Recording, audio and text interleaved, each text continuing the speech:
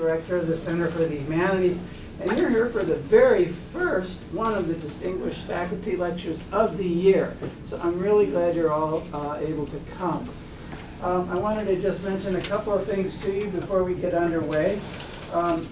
First of all, we are offering fellowships for faculty, graduate students, and also some funding for faculty and students who want to put together research groups. The groups of faculty and students who want to work together for a year on a discrete project. And we'll give you money. You can bring in speakers or buy books or whatever you like. Of course, it has to be a good project. But at any rate, the deadline for those applications is September 23rd. That's coming up very soon. For the faculty fellowships, it's October 28th, so you still have a month and a half on that one. And then the graduate student fellowships, there are some available for the spring, and I think that deadline is October 3rd. But if you take a look at this brochure on the very back inside, it does list all of the fellowships and funding opportunities along with the dates, so you'll know what to do. And I would encourage you to take advantage of them. It's a very lively community here, so the more the merrier. I wanted to welcome Adrienne Shaw here today, Assistant Professor in the Department of Media Studies and Production here at Temple. She took her PhD at Penn in 2010, did a few postdocs, including one at University of Pittsburgh, before coming here in 2012. So this is just her second year here, and already, obviously, she's a star. So that's a good thing. I'll tell you a few things you probably don't know about Adrienne Shaw, and then I'm going to let her tell you about her own work, of course. First of all, she's published articles in a large number of journals. I'll just give you some of the titles to give a sense for the range of her interests. Simulation and Gaming, Ada, a Journal of Gender, New Media, and Technology, the Journal of Lesbian Studies, Westminster Papers in Communication and Culture, Critical Studies in Media, Communication, and New Media and Society. She's also published a large number of book chapters in anthologies on a wide variety of topics that you might be interested in. They've been on topics like marginalized audiences and representation, which is going to be relevant, I believe, to today's talk. On Indian digital gaming, the Indian digital game industry and culture. On game design ethics. On lifestyle television. And on the influence of computers on a child's multicultural worldview. So it's a really nice, I think, well-rounded range of interests. Currently, she's working on an anthology of queer theory and game studies, which I want to see when it comes out, because that's a great topic.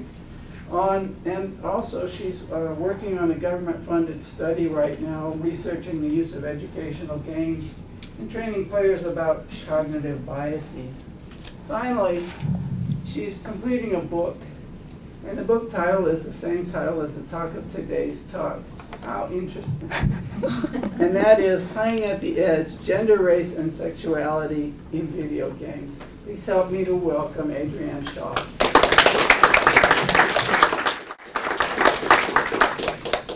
All right. Thank you very much. And I want to thank Chat for hosting me. I came to one of their talks last spring and just handed over a card, and next thing I knew, I was invited to give a talk. So I welcome you all to hand over your cards, should you be looking to give a talk. It's a wonderful lecture series. This lecture today comes as forecasted by my forthcoming book, tentatively titled Playing at the Edge, Gender, Race, and Sexuality in Video Games, from the University of Minnesota Press. It represents several years' worth of work on video games, questions about representation of marginalized groups in media, and interviews with players and makers of games of all types. The guiding ideas from the project, however, are actually much farther back. In the late 1980s, my mother's sister and I lived in Japan for 4 years. While we received US programming via the military broadcasting channel and stateside's relatives sending us VHS recordings, my earliest memories are of living in a place where the majority of people and media were not of me, in at least the most oversimplified sense. While there, one Christmas, my mother bought us a Nintendo Entertainment System a few years after it came out and a handful of games. All three of us played it regularly. My mother played everything from the board simulation game Othello to the vampire hunter adventure game Castlevania. My sister and I played and fought over California games, stayed up late playing Tiny Toon Adventures, and blew off the steam of adolescence on Doom. She still plays with her husband and daughter, though as more of a spectator now, or at least that's what she claims.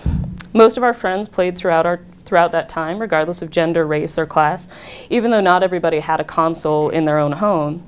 Because of these factors, for a long time, it never really occurred to me that gaming was something only a certain type of person did. It is, in fact, only in my adult life that I heard people talking about the universally and matter-of-factly of the middle-class heterosexual white male gamer as the truth in who plays video games.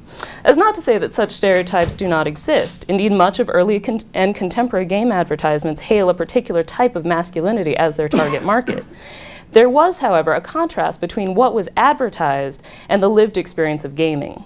I'm fascinated with the way these images of the gamer have become enshrined as a kind of common sense, despite the fact that all groups, typically thought of as marginal to gaming, have always played and made video games.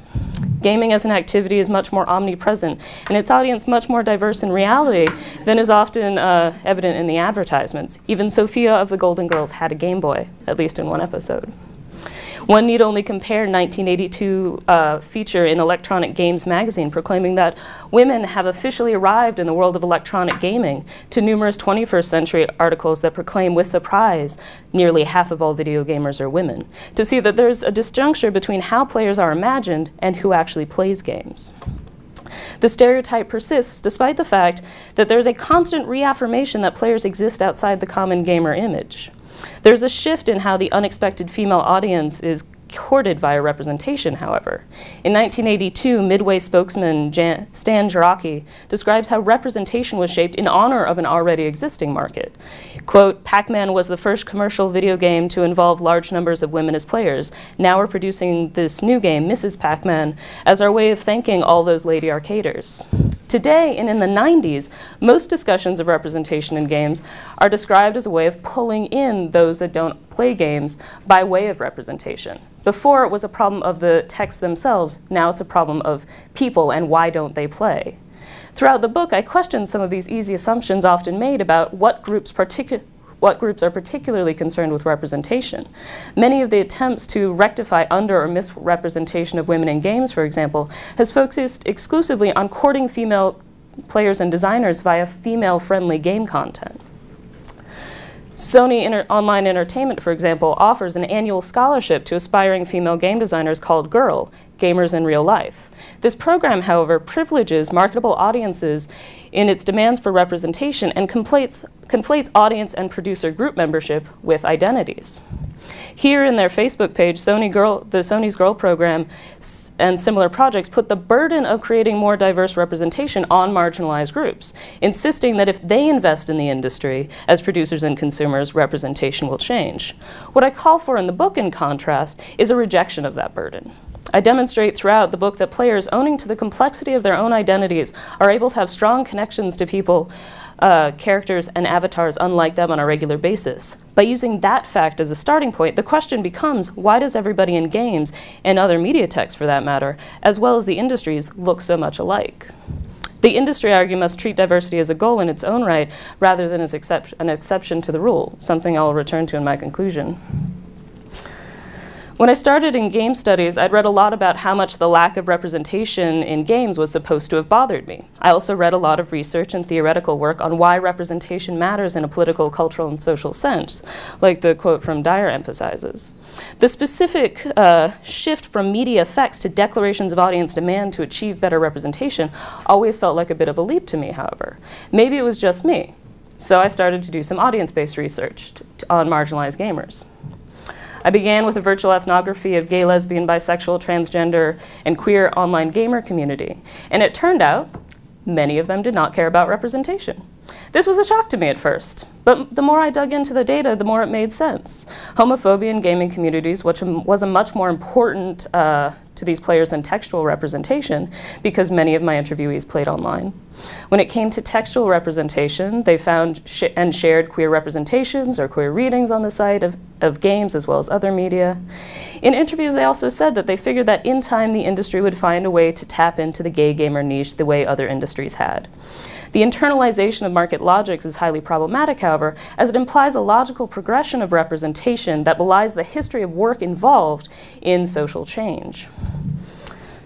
My studies of gaming in the Middle East, Finland, and India, as well as work with female US gamers, generated similar themes. Over and over again, people kept telling me that they just did not care that much about having their group, whatever that group may be, represented in games, even if they cared about representation in other media.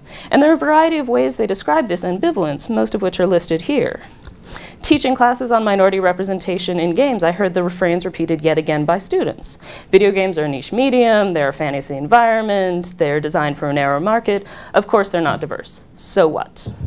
I could have easily dismissed these responses as either desirability effects, cognitive dissonance, false consciousness, but that seemed uninteresting and even unethical. Instead, I adopted what I had learned from feminist ethnographic media scholarship. I took my interviewees at their word.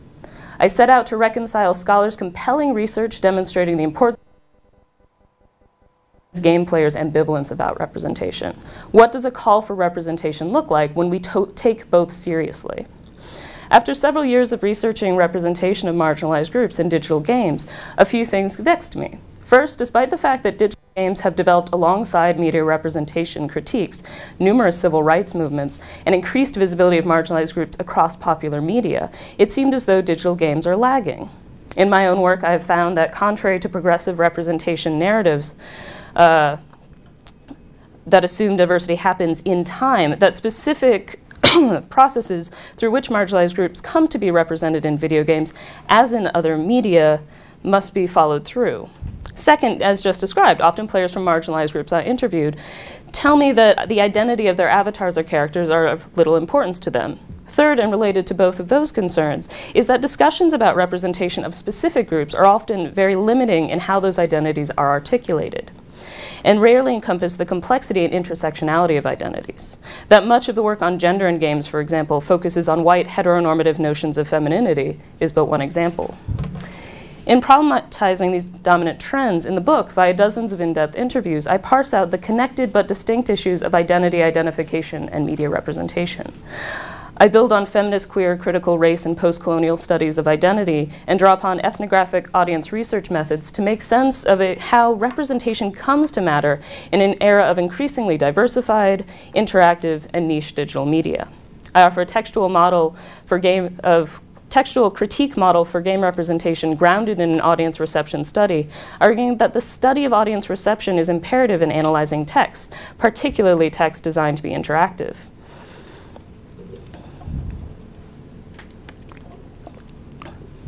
Rather than assuming that representation matters, I focused instead on when it matters. In the interest of time, I won't talk too much about method here, but we can talk about it more in the Q&A. I just want to say that in past research, I was worried that I had focused too much on recruiting people on the basis of identity categories. To that end, I felt that this put interviewees in a marginalized position, feeling pressure to and resisting the call to answer as members of these specific groups. For that reason, I used an online survey to recruit game players of a variety of types, and then selected from those people who identified outside the white, male, heterosexual US gamer construction, including those that intersected those types of identity. I also interviewed 2 white male gamer partners of 2 of my primary interviewees. This diagram shows the array of interviewees indicated by their aliases, though I should put out that the lines between categories are not stable ones. Devin's mother was Cuban and his father was German. Growing up in Miami, he was always a gringo, but upon moving to Philadelphia, people referred to him as Spanish. Several interviewees used different labels in interviews than they selected on the survey. I'm not too concerned with what might be called discrepancies, however. My goal was not to make claims about specific groups in particular. Rather, the aim was to look at how members who indicated they are members of marginalized groups discuss the importance of representation and their own connection to game and other media texts. That is to say, I did not start with the a priori assertion that categories of gender, race, and sexuality mattered to my participants or their identities, or that being marginalized necessarily shaped their media consumption. An overarching theme in the book is breaking away from social categorization in favor of social contextualization. In it, I take seriously the insights of critical identity theories in rethinking how media researchers study and talk about media representation. As in previous projects, representation was not as important to participants, particularly in games, in ways that connect to how and if they identified with game characters, as I will discuss shortly. In writing the book, I realized that I recognized myself in my participants' responses. After all, I too grew up playing a medium for which I was not the primary market, and consumed media in which only certain aspects of my identity were ever shown, if at all. I recognized my interviewees' ambivalence as a coping mechanism of sorts, which pushed back against discourses that sought to make them responsible for their own exclusion. If the logic goes that I need to make myself knowable as a market in order to be represented in a medium I wish to consume, it is easier to not care than it is to articulate what I want, particularly if I've never had the experience of getting what I want from representation generally. Media industries ask groups to make themselves easily defined, which chafes against the diversity of lived experience. Beginning there, this book explores how media scholars within and outside of game studies might talk about the politics of representation in new ways. How do we talk about representation in a way that can embrace intersectional and hybrid identities? How do we demand representation without the specter of niche marketing and tokenization? How do we talk about representation from an audience position? And what new things can we learn about media consumption when we start at the edges? The reason I start with audiences and not texts in a discussion of media representation is twofold. First, as media texts, games present some particular challenges to traditional textual analyses, given the particularities of their production. Second, as interactive texts, so much of the game experience is defined by player action that, building on the insights of many online gaming ethnographies, we need more empirical work on how people interact with closed game texts before we can talk about the meaning of representations in them. The stories of two iconic game characters will help me demonstrate these points: Mario and Lara Croft. In Nintendo's famous Super Mario Bros. Franchise, the title character Mario was not originally conceived of as an Italian-American plumber. Rather, the particularities of his design arose out of an assemblage of factors. Excuse me. His pudgy features and colorful costume, large nose, and bushy mustache, characteristics subsequently read as signifying his Italianness, were all designed to make the most use of a limited graphics display of early arcade machines and Nintendo consoles. The hat saved programmers from having to make animated hair. The bushy mustache and large nose gave him character despite the low resolution, limited animation, and small size of the sprite. His bright red costume helped distinguish him from the background of the Donkey Kong game in which he made his original appearance. Mario's Italian heritage, according to industry lore, was derived from a coincidental interaction more than intended design. Even his name wasn't intended to be Italian. Originally, he was merely called Jumpman. Nintendo executives wanted to use him as a brand mascot in much the way the Japanese manga industry had deployed iconic characters. During the localization of the game for an American audience, Mario Segale, landlord of the Washington warehouse in which Nintendo America's headquarters were located, visited his property to demand the past due rent from then Nintendo president Minoru Arakawa.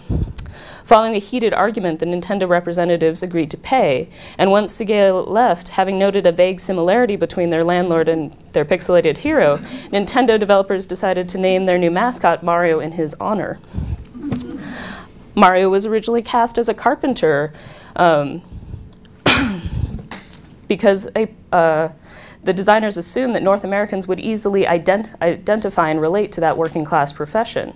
He only later became a plumber, as most of the original Mario games were set in lands with underground pipes. The final aspects of ethnic characterization merely fell into place, according to Nintendo game designer and Mario creator Shigeru Miyamoto. Let's put him in New York and he can be Italian. There's no other deep thinking other than that. The logics by which the game world got to know the now decades-old Goomba-stomping hero are unique to the particularities of the game design process. These particularities must be addressed in relation to the reception practices unique to the medium as well, as I discuss later on. Cultural critiques of Mario's ethnicization, and thus cultural critiques of video game representation more broadly, are strengthened through attention to medium specificity. His characteristics are largely secondary to the experience of gameplay or construction of the game as a system. To merely address the end version of the game or other media text is divorced from the context of creation and reception. In the book, I approach this issue by focusing specifically on how members of marginalized groups interact with the medium and when and how representation comes to matter. In particular, I point to the ways that representation in reception as in production is not always central to the experience. Moreover, I argue that this is actually a much stronger argument for diversity and representation than the assertion that it always matters, which I'll return to later. In addition, an audience approach allows me to parse out how players connect to characters and how this intersects with the way texts are created for specific audiences. Tomb Raider is a particularly interesting example. Playing as Lara Croft in the game series is assumed by researchers to mean different things if a player is male or female, as one implies cross-gender roleplay or objectification, and the other assumes same-sex identification. Tomb Raider is useful in trying to make sense of the distinction between how representation is constructed for particular audiences from what audiences then do with that representation. The franchise archaeologist's heroine, Lara Croft, is, quote, an upper-crust thrill-seeker and 11th-generation countess who rejected a life of comfort, learning rugged self-reliance at an early age. The game's original developer, Core Design, had released 2 games in the 1980s featuring a male Indiana Jones-esque character named Rick Dangerous, not Carlos Danger, Rick Dangerous, with modest success, which has been identified by some as a precursor to Tomb Raider. The decision to create a female protagonist in a sea of texts in which women existed almost entirely as victims or decoration was meant as a hook to help the game stand out in the crowded marketplace. This hook, moreover, was meant as such because the assumption was that it would be the first time men were asked to play as a female character. 1982's Mrs. Pac-Man and 1986's Seamus Aran from Metroid Prime notwithstanding. The game was also meant to foreground the new 3D graphics technology, which may in part explain Lara's ever-increasing and much critiqued breast size. Her visual design arguably took much more advantage of 3D graphics than the flat-chested, straight-hipped male protagonist Duke Nukem, whose 3D game was released that same year. How the intended audience was constructed helps us critique the decisions made in developing Lara. Looking at the early design process, for example, we can see inherent intersectionality always at play when a character is created, as well as critique the limits of developers' imaginations of who can be strong and heroic. During development stages, designers proposed several different concepts. Sociopathic blondes, muscle women, flat-topped hip-hopsters, and a Nazi-like militant in a baseball cap came and went. Eventually, they settled on a tough South American woman in a long braid and hot pants, willing to go any lengths to win the greatest trophies in lost to history. An Olympic-level athlete, an expert of antiques, a born survivor, artist Toby Gard named his creation Laura Cruz. Higher-ups at Idios, the video compression and editing software company that had acquired Core Designs, insisted that they wanted a more UK-friendly name, ultimately settling on Lady Lara Croft. According to game designers and authors Katie Salen and Eric Zimmerman, originally conceived as a cross between Riot Grrrl icon Tank Girl and British pop star Neneh Cherry, Lara developed into a buxom female version of Indiana Jones. Her race and sexuality and gendered appearance were made normative, thus the only challenge she posed to mainstream game representation wasn't her performance of gendered labor. That said, within the game series, in the act of playing, Lara can mean many different things. Marketing might attempt to anchor her as a plaything signifier, but as Helen Kennedy argues, within the context of the game itself and the narrative, Lara does not necessarily fall into the typical sex kitten role she is cast. Looking through the extensive scholarship on Tomb Raider, and there are lots and lots of essays on Tomb Raider, the cyber bimbo, feminist icon, or vulnerable young girl portrayals and readings of Lara tell us much more about how Lara is positioned by producers than what she means for different audiences. As Mikula writes, quote, she is indeed a sex object, she is indeed a positive image and role model, and many things in between, end quote. This is one of the many reasons in this book I focus so centrally on audiences rather than text to address that. There is a lot to be said for active audiences in all popular culture. This is not just true for new media and fan cultures, as Henry Jenkins describes in Convergence Culture, but also historical audiences, as Richard Butch uncovers in The Citizen Audience. What is different about games, however, is that audiences are not just able to be active, they have to be. The game text is not as stable as other media texts. A great deal depends on how one plays them. For example, optional same-sex relationships are one form of non-normative representation unique to this medium. In Bully, the Fable series, Sims, Mass Effect, Dragon Age, the Temple of Elemental Evil, players have some options for engaging in homosexual or even bisexual relationships. Interestingly, in the first Fable game, your male avatar can marry men and women characters and remain married to multiple partners of a variety of genders. Yet once you marry a male character, your male avatar is marked in the character screen as gay, regardless of his other partners. For example, in Fable 1, my male avatar had several wives and husbands in various villages throughout the game, but was not listed as bisexual, pansexual, or even polyamorous. This rigid emphasis on labeling and clear distinctions between identity categories is also present in the way romantic love options are represented in the game. In the first game, due to a coding accident, any in-game character could fall in love with your avatar, essentially making same-sex romantic pairings possible, but not reducing such pairings to identity. In Fable 2 and 3, however, in which you finally get to choose a male or female avatar, sexualities became encoded into the non-player characters, and each was clearly labeled as gay, straight, or bisexual. All you had to do was highlight them, press a button, and find out. If only it was that easy. On the other hand, this type of representation is more realistic, as not everyone is open to dating all people of all genders. On the other hand, a critical potential was lost when sexuality was treated as immutable and when fantasy was only allowed to go so far. In the book, I talk about the many different types of identification and approaches to representation interviewees expressed in relation to different types of games. In games like Super Mario Bros. Or Tomb Raider, those characters were seen as personas with which players might identify. Not that they took on their roles or identities, but that they got a sense of what the character was like in playing the game or consuming paratexts around the game. In games like Mario Bros., however, the identity of the character was largely seen as unimportant or even incidental to gameplay. Games with more developed characters or with more developed narratives or characters, identification was more central to the play experience. In games where interviewees could design their own avatars or were able to mold game options through game options what their on-screen proxy was like, as in Fable, they were often more self-reflexive than engaged in identification as they understood it. Looking at game text and industry discourse broadly, I argue that much of the contemporary approaches to representation in games relies on forcing players to represent themselves through character creation tools. This is a very neoliberal approach to representation that puts responsibility for diversity on audiences. It also does not help to fulfill the social justice goals of media representation in a political sense. If you need to push a gay button, as designer Anna Anthropy has termed it, to see same-sex relationships in games like Fable or even The Sims, anyone who doesn't or is unaware that the button exists can continue to consume a heteronormative text. This might work as a marketing device, but it is socially irresponsible, I argue, and also doesn't give audiences enough credit in being able to enjoy texts that are not ostensibly about them. Pushing back on that, I build on a wide variety of research that has demonstrated the violences involved in discussing media representation as a matter of correctness or good versus bad.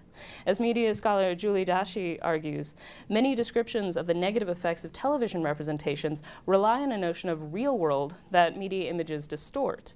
Addressing media representation in terms of correctness ignores questions of cultural production. The relative positive or negative qualities of portrayals do not exist within the texts themselves, but rather the social hierarchies, disparities, and power relations to which they refer and support. To say that a given portrayal offers a negative representation of a group implies that that group is definable, that there's a singular way that group exists in the world that is being misrecognized.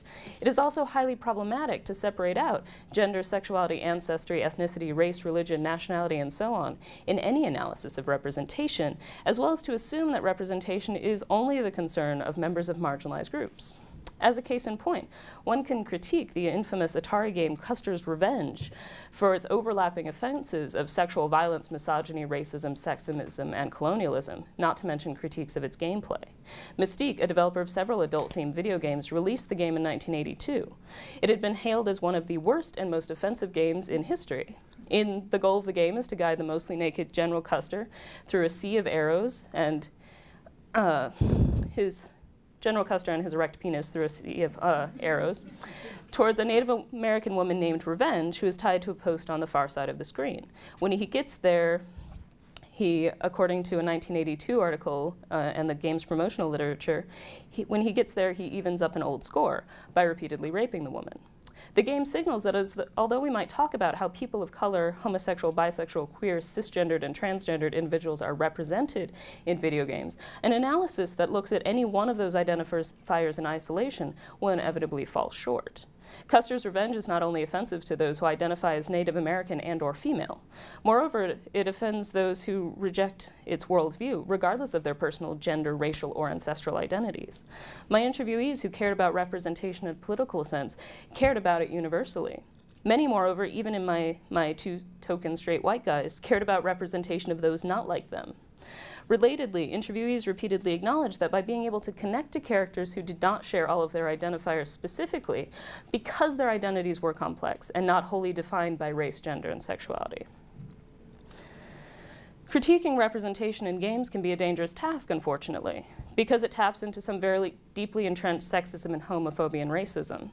For example, in May 2012, Anita Sarkeesian took advantage of the increasingly popular Kickstarter crowdsourcing site to solicit donations for a series of 5 videos on female representation in digital games. Her project, titled Tropes versus Women in Games, was meant to, quote, explore, analyze, and deconstruct some of the most common tropes and stereotypes of female characters in games. Her goal as a gamer and feminist media critic was to identify the limited types of representation of women in digital games as damsels in distress, sexy sidekicks, and rewards. Given that feminist critiques of media are not new, nor were the criticisms Sarkeesian leveled at the games industry particularly surprising to anyone who has taken even a passing glance at game text over the last 30 years, what happened next is both troubling and yet perhaps anticipated.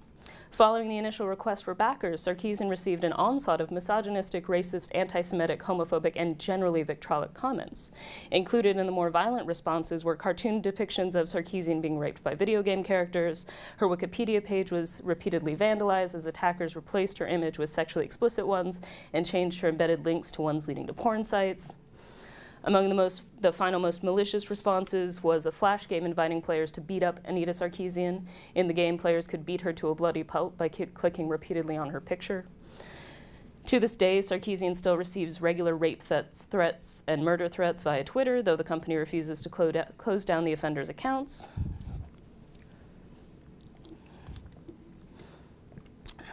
The silver lining of Sarkeesian's story, of course, is that in face of such violent responses, her fundraising campaign succeeded. Although her initial goal to raise $6,000, a mere month after opening the Kickstarter project, Sarkeesian received a total of $158,922 from 6,968 backers. The added funding allowed her to expand the project, hire a team to develop it, and deliver a much higher production quality than she had originally planned. In the end, the very sexism her project sought to reveal was the catalyst in leading to her fundraising success. The controversy served as a proverbial call to arms for many people with differing arguments about how, when, and why representation matters in this medium. Held up as an exemplar for the sexism that plagues the game industry and gaming culture more broadly, Sarkeesian's experiences are common for women gamers, as game scholar Mia Consalvo and journalist Lee Alexander in particular have pointed out, though they're not the only ones. More importantly, however, we must contextualize the sexism, racism, homophobia, and other biases of game culture within systematic structures of oppression. Violences in games, game culture, and the gaming industry are not unique to gaming as a subculture. Treating gaming as an isolated realm makes it into a spectacle. At the same time, it normalizes the oppressive behavior within the gaming community. To treat representation in games as being just about games, or any medium for that matter, fails to account for the ways in which the violence against queers, women, queer or not, and people of color, queer or not, women or not, exist everywhere in all media and in all institutions of power. At the same time, we must simultaneously consider the ways medium specificity shapes how representation comes to matter. Are the stakes of representation in video games different than in other media forms? Sarkeesian had made a similar video the year before about filmic and television representations of women that, at least according to her own account, had been positively received. There was something particular about her critique of video games that struck a virtual chord, however. Many of the attacks did not merely deny a woman's right to be present in a male-dominated virtual space, but flat out rejected anyone's right to critique games as cultural texts. As I detail in my book, people often treat games as if there is something unique about them, apart from other media forms. And I argue that representation is central to this treatment. In doing so, I demonstrate that understanding how representation comes to matter in games actually sheds light on how it comes to matter in other media as well. The tropes versus women controversy highlights the importance of approaching representation through hybridity, intersectionality, and coalitional politics as well, rather than through the more limiting discourse of identity politics. For example, one productive respondent criticized Sarkeesian's focus on binary heteronormative gender and was suspicious of the way Sarkeesian was being hailed as an exemplar for all women. And beyond the venomous attacks, there were some fair critiques made about a very cursory analysis of gender proposed for the game series. In addition, despite the sickening response from some, there was a sense of hopefulness created by the sheer magnitude of Sarkeesian's success. As journalist Helen Lewis writes, despite many examples of the boys' clubness of 2012 gaming culture, an equal amount of social, cultural, political force had been pushing towards a gender, at least, inclusive gaming sphere. She writes, quote, "Thousands of people stood up and said to the perpetually incandescent sexist, 'You are nothing to do with us or with gaming.' And this has been the same throughout the year." There's evidence to suggest that it's not just women or marginalized groups generally who care about representation in games and are invested in diversity. Despite the broadening of video game audiences, the Sarkeesian controversy demonstrates that while some members of the gaming community continue to find game culture as something specific and particularly masculine, in many there are many people pushing beyond that. The Different Games Conference, Queerness in Games Conference next month, and the Lost Levels alternative to the Game Developers Annual Conference are a few recent examples. In many ways, digital games seem to be the least progressive form of media representation, despite being one of the newest mediated forms. This is particularly surprising, despite in that we have decades of research demonstrating the importance of diversity in media, and other media industries have made efforts to make text more diverse, whether for politics or profits. Similarly, we have decades of critical theories demonstrating the shortcomings, violences of conceptualizing individuals through purely demographic-based stable notions of identity, based on identifiers like gender, race, and sexuality. Finally, through the broad media sphere offers audiences more venues through which they might find representations that resonate with them. This pluralistic approach to representation does not seem to answer the social justice-oriented calls for media diversity in a broader sense. Despite a refrain in media studies and contemporary politics that it gets better, I find myself as a media researcher and gamer asking that if that's true, why hasn't it yet? Part of the answer lies in the very way we talk about representation mattering in the first place. Identities are neither wholly externally nor wholly internally defined. Market constructions and social relationships shape audiences, even active audiences, interactions with media. How people identify themselves does not define identification. Identification, in turn, does not necessarily drive media consumption. The way producers create text shape the options for identification with characters in those texts. Media representation is not the only or even always important to people who are marginalized in some way. Moreover, the political goals of representation, recognition in a socio-political sense, necessitate that people who are not members of a particular marginalized group see representations of marginalized groups. I argue for a third path toward arguing for representation that sidesteps both the effects question and the marketing reasons for representation. Specifically, media representation creates what is and might be possible. I think that we can argue that diversity in games could be seen as a design imperative for the creative industry. This need not just be the role of independent game design, though their place in the medium should not be discounted. Rather than see demands for representation as a limitation on creativity, as it is often phrased, it could be reframed as a checkpoint in design. Can designers look critically and ask themselves why they made the choices they did? What would it mean to change the race, gender, sexuality, embodiment, voice of a character they've created? In In creating avatar design choices, what has shaped the options made available? What guides those choices? What logic underlies the structure of options, and what would happen if those logics were simply forgotten? And these are questions all media makers can ask. One of the key insights I hope the book offers is that the fact that representation did not always matter to players is actually a perfect reason for increased diversity in games. Defending games as part of how our culture makes meaning does not necessarily mean that we have to take them seriously. Games are fun, even when they're not fun in a typical sense of the word, as frustration is an integral part to playing them. They are, for most, a freely chosen activity. They draw us in for hours on end or fill in short moments in our day.